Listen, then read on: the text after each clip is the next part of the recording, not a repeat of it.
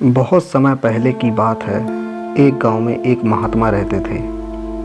आसपास के गांव के लोग अपनी समस्याओं और परेशानियों के समाधान के लिए महात्मा के पास जाते थे और संत उनकी समस्याओं परेशानियों को दूर करके उनका मार्गदर्शन करते थे। एक दिन एक व्यक्ति ने महात्मा से पूछा, गुरुवर, संसार में खुश रहने का रहस्य क्या है? महात्मा ने उससे कहा कि तुम मेरे साथ जंगल में चलो, मैं तुम्हें खुश रहने का रहस्य बताता हूँ। उसके बाद महात्मा और वह व्यक्ति जंगल की तरफ चल दिए। रास्ते में चलते हुए महात्मा ने एक बड़ा सा पत्थर उठाया और उस व्यक्ति को देते हुए कहा कि इसे पकड़ो और चलो।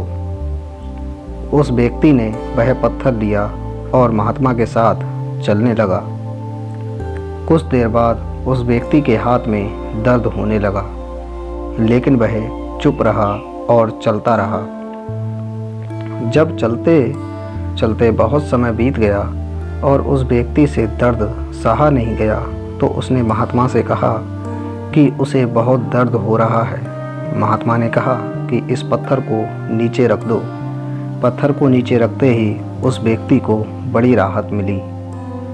तब महात्मा ने उससे पूछा, जब तुम पत्थर को अपने हाथ में उठा रखा था तब तुम्हें कैसा लग रहा था?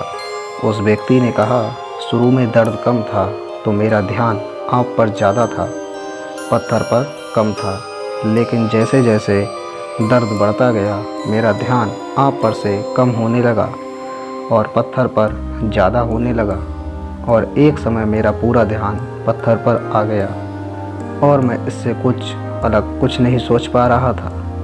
तब महात्मा ने उससे दोबारा पूछा, जब तुमने पत्थर को नीचे रखा तब तुम्हें कैसा महसूस हुआ?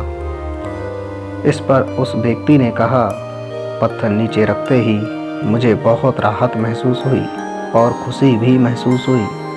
तब महात्मा ने कहा कि यही खुश रहने का रहस्य है। इस पर व्यक्ति बोला, गुरुवर, मैं कुछ समझा नहीं। तब महात्मा ने उसे समझाते हुए कहा, जिस तरह इस पत्थर को थोड़ी देर हाथ में उठाने पर थोड़ा सा दर्द होता है, थोड़ी और ज़्यादा देर उठाने पर थोड़ा और ज़्यादा दर्द होता है, और अगर हम इसे बहुत देर तक उठाए रखेंगे तो दर्द भी बढ़ता जाएगा। उसी तरह हम दुखों के बोझ को जितने ज़्यादा समय तक उठाए रखेंगे हम उतने ही दुखी और निराश होंगे। ये हम पर निर्भर करता है कि हम दुखों के बोझ को थोड़ी देर उठाए रखते हैं या उसे ज़िंदगी भर उठाए रहते हैं। इसलिए अगर तुम खुश रहना चाहते हो तो अपने दुख रूपी पत्थर को जल्दी से जल्दी नीचे रखना सीख लो, और अगर संभव हो तो उसे उठाओ ही नहीं।